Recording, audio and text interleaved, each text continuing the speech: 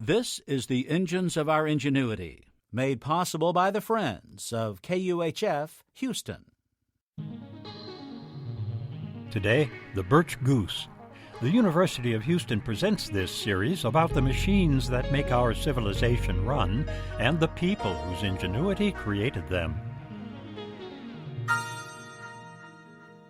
I'll bet you didn't know that Howard Hughes' Spruce Goose, once the largest plane ever built, is not made of spruce at all. It's made of birch. So let's talk about birch.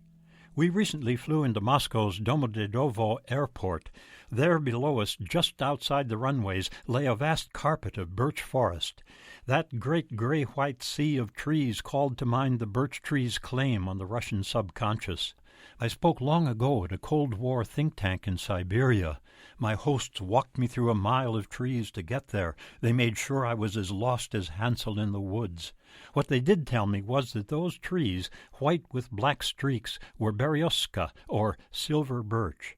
The Russians drink birch juice. They make it into wine or beer. They once used birch bark to make writing paper, shoes, even casts for broken bones. Their word for birch is kin to their word for taking care of. The birch tree was a gift from God. You know the old Song of the Volga boatmen?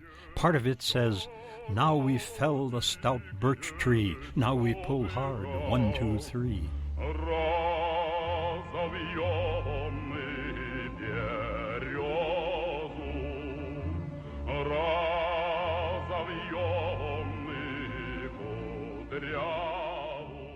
I'll provide a link to it and a link to the eerie and graceful Russian birch ensemble's dance in honor of the birch tree. And that's just Russia. Birch forests lie across Finland, Norway, and Sweden, across the eastern United States and up through Canada. They surrounded me when I grew up in Minnesota. Native Americans used the bark to make wigwams, canoes, and every kind of decorative item. The sap makes birch syrup. Birch is a hard wood, good for furniture and plywood, but it has to be well cured or it warps. Hughes' Spruce Goose was really made from a special plywood, layers of birch veneer. Hughes put teams of women to work ironing the veneer to stabilize it before they made it into plywood. You gaze up at that great gunmetal gray airplane, and it's hard to connect it with birch trees, but it is a true cousin of the Indian canoe, same strength and buoyancy.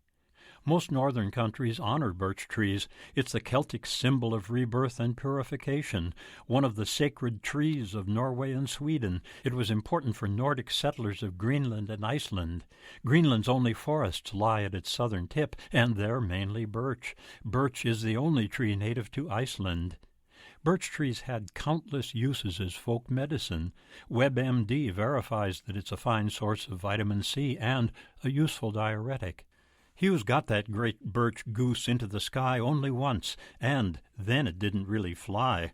Rather, it rode along on a cushion of air just above the water, like a pelican skimming Galveston Harbor with a delicacy caught by James Russell Lowell when he wrote, "The birch most shy and ladylike of trees." I'm John Lienhardt at the University of Houston, where we're interested in the way inventive minds work.